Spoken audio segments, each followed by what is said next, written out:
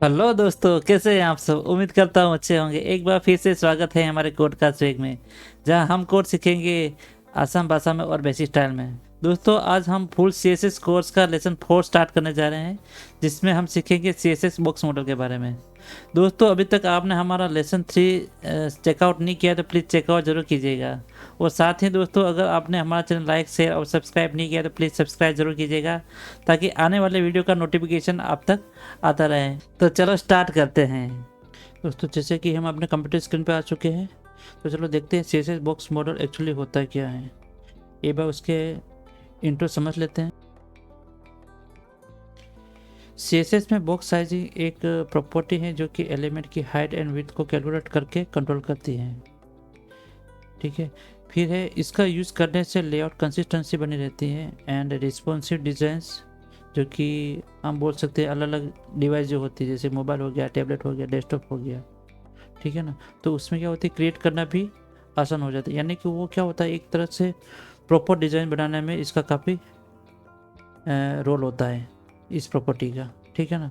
तो देखते हैं ये इसका डिज़ाइन देख लेते हैं भाई। देखो, इसमें दे रखा है फर्स्ट कंटेंट, यानी कंटेंट में हम बोल सकते हैं जैसे कि HTML का कोई भी एलिमेंट, लाइक जैसे कि H1 हो गया, D हो गया, P टैग हो गया। ठीक है ना। तो उसके अंदर जो होती है वो लगती है पैडिंग। ठीक है ना।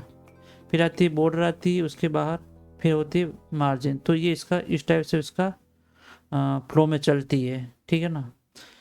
ये दोस्तों दो टाइप की होती है। ठीक है ना। फर्स्ट होती है कंटेंट बॉक्स होती है, जो कि डिफ़ॉल्ट होती है, और दूसरी होती है बॉर्डर बॉक्स होती है। ठीक है। तो चलो एक एक को समझ लेते हैं एक बार। ठीक है। फर्स्ट है कंटेंट बॉक्स, जो कि होती है डिफ़ॉल्ट होती है। इसमें क्या होती है, हाइट विड्थ जो होती है कंटेंट की। ठीक है ना। तो इसके अलावा वो क्या करता है, उसमें कंटेंट के अंदर पैडिंग और बॉर्डर इंक्लूड नहीं होती, वो अलग से क्या करती है अपना ये क्या कर सकते हैं, जैसे वो मर्ज नहीं करती उसमें। जो भी इसकी हाइट विड्थ में जो बॉर्डर की साइज़ होती है, वो क्या होती है, वो अलग से अपना स्पेस ले लेती है, जिससे क्या होती है कि वो लेआउट में अनकंसिस्टेंसी आ जाती है। ठीक है ना।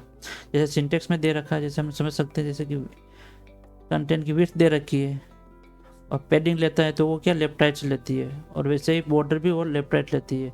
फिर जो टोटल बनती है विड्थ की, तो वो क्या करता है, जैसे कि 200 दे रखा है और पैडिंग में ना लेफ्ट राइट 10-10 दे रखी है, तो क्या होता है 10 और 10 या 20, और वापस बॉर्डर दे रखी है लेफ्ट और राइट, और 10 और 10। ठीक है ना। तो कितने हुए 14, 14 प्लस 200, यानी 240 मतलब स्पेस ले लेता है। ठीक है ना।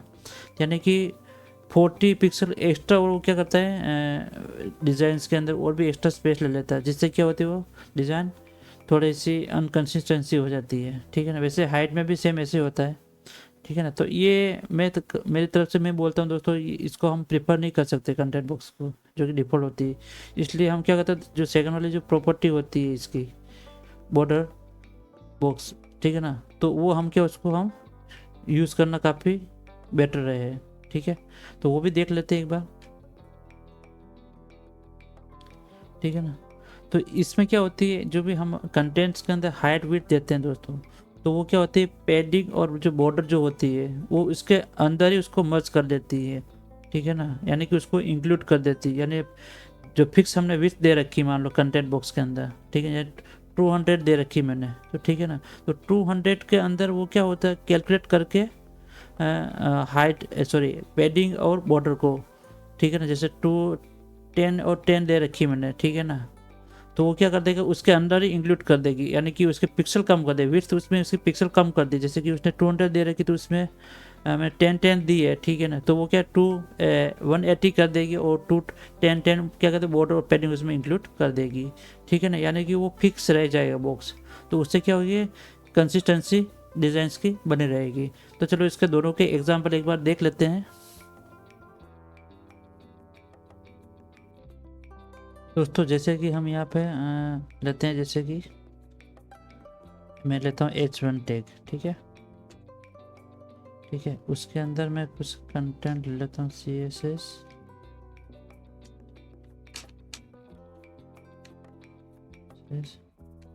लेसन ऐसे हो, ठीक है। तो अब इसकी भी हम स्टाइल दे देते हैं, इसकी हाइट विड्थ देखिए इसको,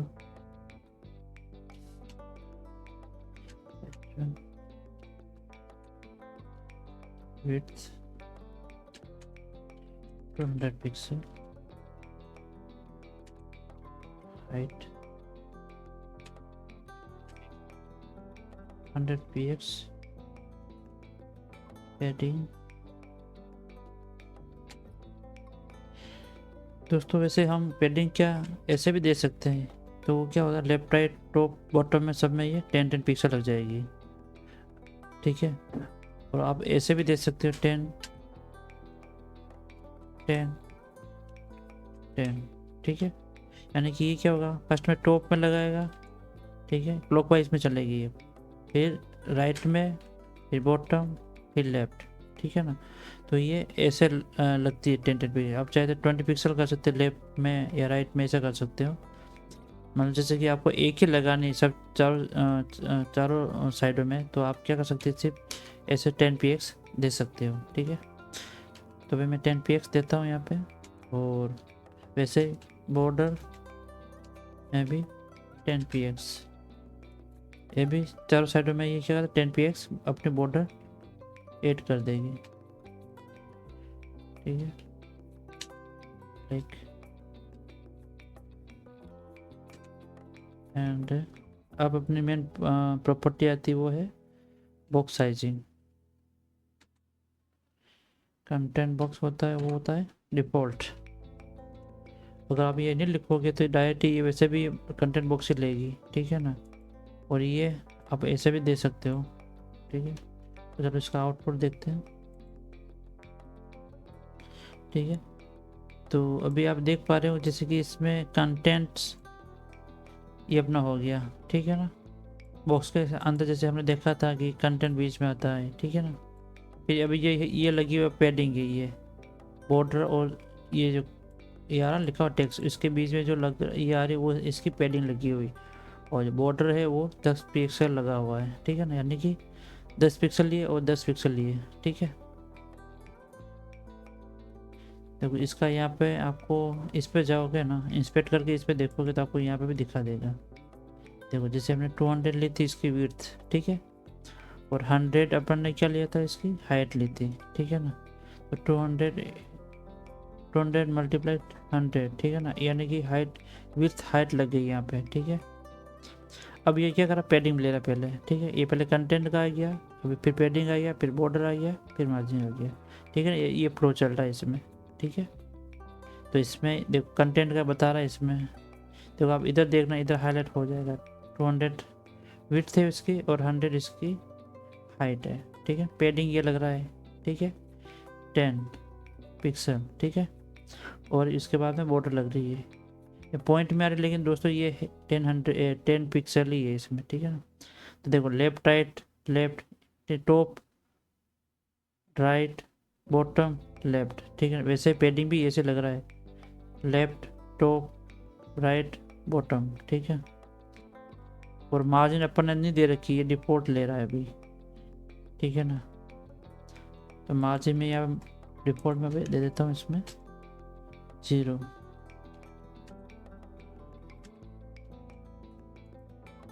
ठीक है। तो देखो अभी इसमें यहाँ पे लगाएगा नहीं मार्जिन, ठीक है। तो अपने को फर्स्ट में देखा पैडिंग विड्थ हो गया, हाइट हो गया, पैडिंग हो गया, बॉर्डर हो गया, फिर मार्जिन हो गया, ठीक है। तो ये अपना बॉक्स मॉडल ऐसा बनता है, ठीक है। तो अब क्या करा दोस्तों, जैसे कि हमने अभी ये बॉक्स बनाया हुआ है, ठीक है ना। तो देखो 200 विड्थ है, तो 200 में इसने क्या किया 10 और 10, यानी कि कितने हुई 20 20 और ये 10 और 10, ठीक है ना। 20 और 20 यानी कि 240 हो गया, ठीक है। तो ये 240 यानी कि 40 पिक्सल जो आ रहा है ये वाला और ये वाला, तो ये एक्स्ट्रा बना रहा है इसके अंदर। जो कंटेंट की जो विड्थ है वो तो फिक्स है ही है इस यहाँ पे, ठीक है, 200 ही है, ठीक है ना। पर इसके अलावा और भी ये क्या ले रहा है, पैडिंग और बॉर्डर ले रहा है, ठीक है ना। ये होता है कंटेंट बॉक्स के अंदर। अब जैसे कि मैं बॉक्स साइजिंग कर दूंगा तो वो क्या कर देगा, 200 जो दे रखा है उसके अंदर वो क्या कर देगा, माइनस कर देगा, यानी फिक्स साइज उसकी वही रखेगा, 200 ही रखेगा, बट उसमें क्या कर देगा, पैडिंग और बॉर्डर ये इसके अंदर हो जाएगा, यानी 200 में से माइनस हो जाएगा, यानी कि 10 और 10 20, ठीक है ना, लेफ्ट राइट में, ठीक है। और टॉप बॉटम में हाइट में भी ये क्या कर देगा, कम कर देगा, 10 10 20, ठीक है। तो इसका भी मैं बता देता हूँ। अब जैसे मैंने कंटेंट बॉक्स लिया, ठीक है, यहाँ पे मैं लेता हूँ बॉक्स साइजिंग, बॉर्डर बॉक्स, देखो अब इसने क्या कहते हैं 160 कर, यानी 14 पिक्सल इसने माइनस कर दिया, और साइज उसकी वही है अभी 200 ही है, ठीक है ना। 200 के अंदर उसने 10 पेडिंग भी लगा दी और बॉर्डर भी लगा दी, यानी बाहर की साइड में वो क्या है, खिसकेगा नहीं बॉर्डर, ठीक है ना, ये इतनी साइज में रहेगा, ठीक है।